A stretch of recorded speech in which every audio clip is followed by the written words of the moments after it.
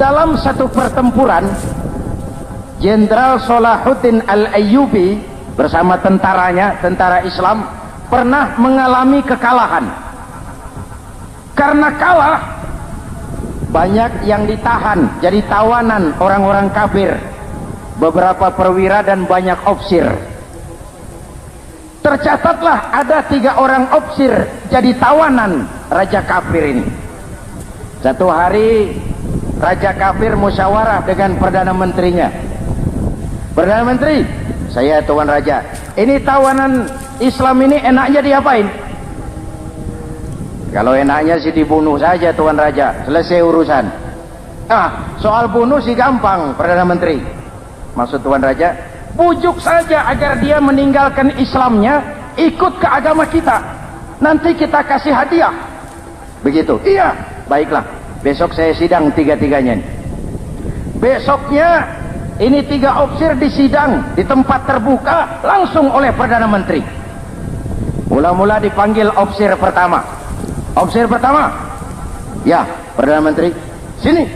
Baik, kamu tahu kamu siapa? Tahu. Siapa kamu? Tawanan. Iya, kalau tawanan bisa diatur kan? Diatur bagaimana? Kamu mau nggak ikut saya bersama tuan raja meninggalkan Islam agamamu, mengkhianati saudara-saudaramu sebangsa, setanah air, sekeyakinan? Ikut dengan saya, tinggalkan Islam. Nanti kamu akan saya angkat jadi pejabat tinggi, gaji cukup, rumah cukup, kendaraan cukup, istri cukup. Tapi kalau kamu menolak, kamu akan saya bunuh. Tuan Perdana Menteri, ya.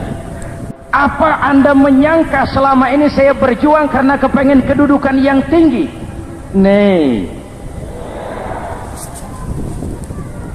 Tuan menyangka saya berjuang ini karena kepengen harta yang banyak, jaminan hari depan yang memadai? Tidak, Tuan Perdana Menteri. Saya tinggalkan keluarga, kampung halaman, sanak famili, handai taulan. Saya jihad karena mengharap ridho Allah Subhanahu wa ta'ala. Tapi sekarang kamu tawanan kan? Itu resiko perjuangan. Kamu tidak mau meninggalkan Islam? Tidak. Kamu akan saya bunuh. Silakan. Kamu tidak takut mati? Tidak. Kamu berani? Dari kemarin. Apa dikira baru sekarang saya berani? Tuan Perdana Menteri, saya berharap memang saat-saat seperti ini bisa saya temukan. Ibadah saya sedikit, sholat saya kurang, puasa saya kurang. Barangkali dengan jihad saya bersimbah darah, mati di tangan Tuhan, Allah akan mengampuni dosa-dosa saya dan saya dapat tiket untuk mencapai keridhaannya.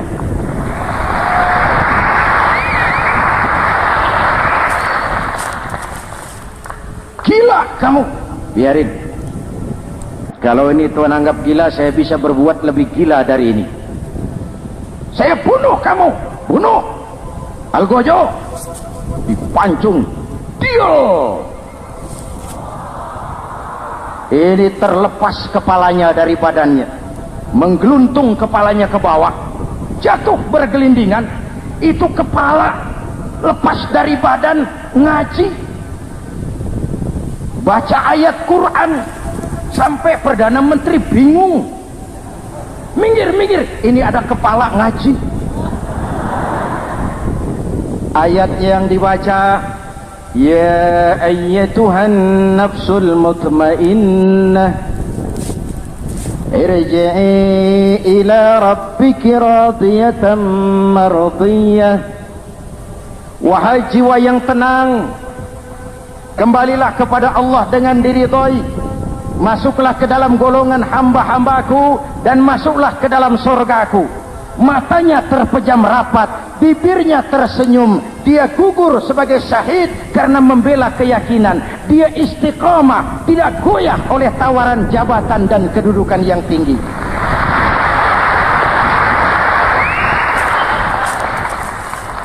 Perdana Menteri geleng kepala, dasar orang Islam. Panggil opsir kedua. Opsir kedua. Ya, Perdana Menteri. Kamu sudah lihat temanmu yang barusan? Sudah.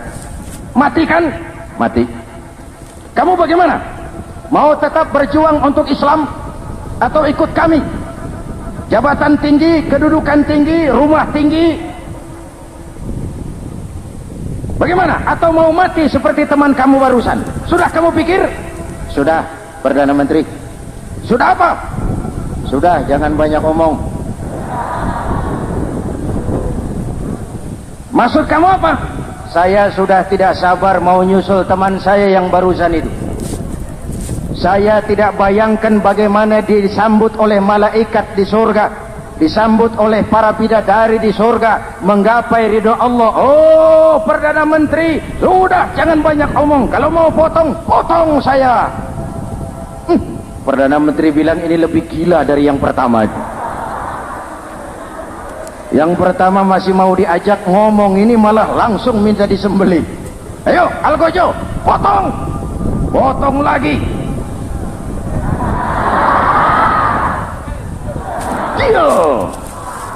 Terpisah lagi kepalanya dengan badan, jatuh ke bawah, menggeluntung, ngaji lagi.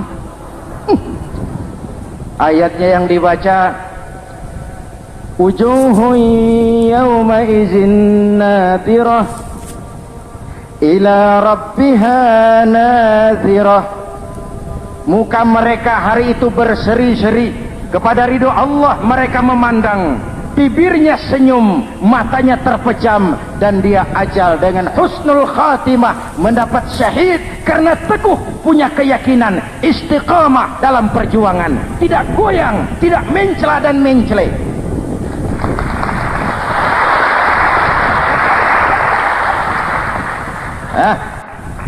Opsir ketiga, sini. Siap, siap, Perdana Menteri. Kamu sudah lihat nasib dua orang teman kamu? Sudah. Mati kan? Mati. Kamu mau seperti dia? Oh, tidak, Perdana Menteri. Saya tidak mau mati. Daripada mati kan lebih baik hidup. Kamu mau ikut saya? Mau, Perdana Menteri. Mau. Gaji besar, rumah besar, kendaraan besar, istri.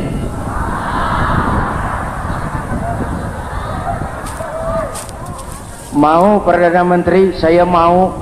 Daripada tidak jadi apa-apa, kan lebih baik jadi apa-apa. Daripada tidak punya apa-apa, kan lebih baik punya apa-apa. Oh, jadi kamu selama ini berjuang karena mau cari apa-apa? Iya. Bagus.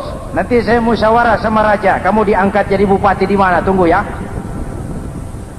Perdana Menteri laporan, Tuan Raja. Ya, ini opsir ketiga kelihatannya baik ini. Dia mau mengkhianati teman-temannya, sebangsa, setanah air, sekeyakinan. Mengkhianati bangsanya, meninggalkan agamanya. Dia mau ikut kita. Kita angkat jadi pejabat, di mana dia? Raja senyum. Oh, soal angkat mengangkat sih gampang, Perdana Menteri. Cuma saya pikir-pikir opsir ketiga ini kok tegel-tegelin. Kok sampai hati ya? Temannya sendiri, seiman, sekeyakinan, sebangsa, setanah air, dikhianati karena mengejar jabatan, harta, kedudukan. Orang itu, Perdana Menteri, kalau sudah mau mengkhianati saudaranya sendiri, apalagi orang lain.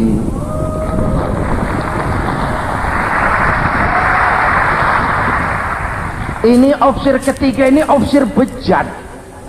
Anda bayangkan temannya sendiri dikhianati, nanti kalau ada kesempatan kita ditikam dari belakang. Jadi bagaimana Tuan Raja? Malah kalau saya lihat yang dua yang sudah mati itu orang hebat, Perdana Menteri. Punya pendirian, istiqamah. Malah kalau bisa yang dua itu dihidupin lagi. Loh, dihidupin bagaimana Tuan Raja, sudah kadang mati. Jadi bagaimana ya opsir ketiga ini? Bunuh. Bunuh, bunuh. Buat apa piara benalu jadi duri di kaki nanti? Bunuh. Baik. Perdana Menteri kembali. Opsi ketiga, siap Perdana Menteri, saya jadi bupati di mana? Bupati, modar sampean. Loh, saya mau dibunuh, bunuh. Katanya kalau ikut agama Tuhan, meninggalkan agama kami, saya akan jadi pejabat tinggi. Kamu opsir bejat, kamu tidak punya pendirian, saudaramu sendiri seagama kamu khianati, apalagi orang lain, potongan kayak kamu jadi pejabat, rusak negara ini.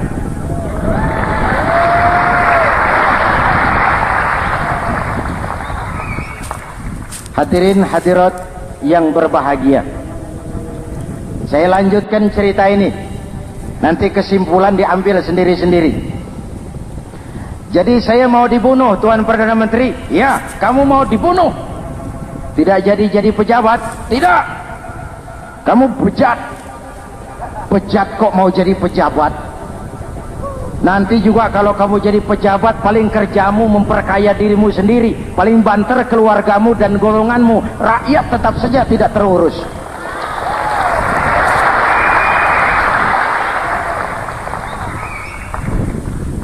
Paling-paling kamu kalau sudah jadi pejabat tinggi, kerjamu cuma membuka, meresmikan, berkunjung, meresmikan, membuka, meresmikan, berkunjung. Lah kapan kamu ngurus rakyatnya? Bejat kamu. Jadi saya dibunuh, bunuh. Iyalah, kalau mau dibunuh ya saya bunuh, tapi saya mau Islam lagi ah. Terserah, mau Islam lagi mau tidak, kamu tetap akan dibunuh. Iya, saya mau Islam lagi. Ayo cepat. Iya Pak, saya mau syahadat dulu. Cepat. Iya Pak, asyhadu macet lehernya. Ayo cepat. Iya Pak, asyhadu tidak bisa mengucap syahadat. Ayo cepat. Iya Pak, asyhadu tidak tuntas mengucap syahadat, golok algojo keburu sampai di lehernya. Dia darah mancur, pisah kepala dengan badan, menggeluntung ke bawah. Ngaji lagi. Dia bekas santri, masih bisa ngaji. Cuma ayat yang dibaca lain sama dua temannya tadi. Ayat yang dibaca, afaman haqqa alaihi kalimatul azab, afaman haqqa alaihi kalimatul azab,